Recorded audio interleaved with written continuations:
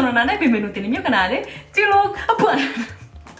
Allora, dovevo tornare a casa in Indonesia questa estate, ma viaggiare di questi tempi non è semplice, però vabbè. Ma questo ovviamente non significa che non possiamo assaggiare i sapori dell'Indonesia. Oggi ho deciso di preparare un piatto street food tipico e amato da tutti, che si chiama Sate Ayam. Sate Ayam sono praticamente arrosticini indonesiani di pollo, perché Sate significa arrosticini o spiedini, mentre ayam significa pollo. Normalmente vanno serviti con salsa di arachidi, ma ci sono anche persone, soprattutto i bambini, che li mangiano solo con ketchup manis o salsa di soia dolce indonesiana. And yeah, that's pretty much it. Let's get cooking!